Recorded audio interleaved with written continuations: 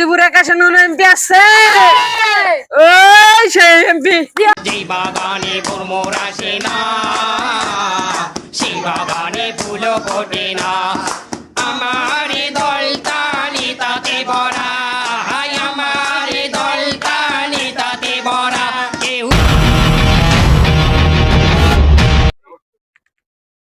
এইমাত্র বাংলাদেশ সরকার আমাকে ঘোষণা দিচ্ছে আমি এমপি নির্বাচনে জয় হয়েছি।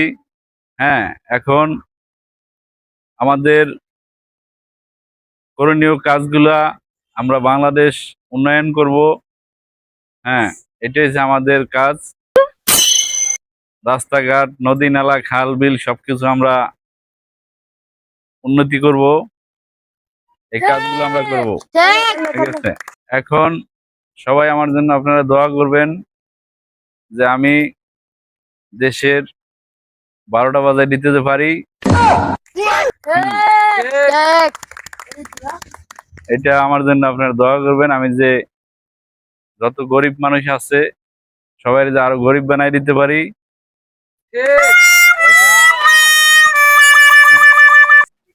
কিরে হালাই পাস হইলো কেন? ওরা তো কেউ ভোটই দেয়, আমরাও তো দিই। এটা তো আমিও করি। হবে না কেমনে পাস হইলো?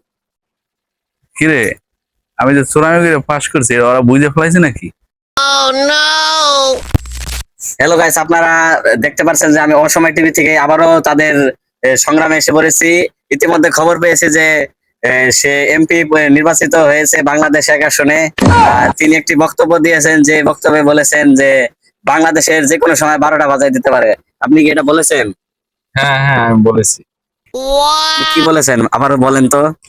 বলছি বাংলাদেশের উন্নয়ন আমাদের এমন ভাবে করতে হবে যে দেশের 12টা বাজায় দিতে হবে। গাইস, আপনারা কাকে ভোট দিয়ে নির্বাচিত করলেন? সে দেশের 12টা বাজায় দিতে যাচ্ছে। দেখেন, আপনার কিছু বলার আছে? আপনি আর কিছু বলবেন দেশের উন্নয়নের জন্য? বলছি যে দেশের 12টা বাজায় দেবো, কিছু বলার নাই? দেশের যত গরিব মানুষ আছে একবারে আরো গরিব বানাই দেবো, আর বড় লোকের ধনী যেটি আছে সেটির একবারে গরিব মানুষের আরো নিম্ন শ্রেণীতে নিয়ে যাম। ইতিমধ্যে আপনারা ঘোষণা পেয়েছেন যে সে দেশের 12টা বাজিয়ে দিবে। আপনারা যারা আমার এই লাইভটি দেখতেছেন তাড়াতাড়ি আমার এই মাঠে চলে আসেন। সে বলে দেশের 12টা বাজিয়ে দিবে। সবাই ওনাকে ধরো, এই আর সবাই আহো, ধর।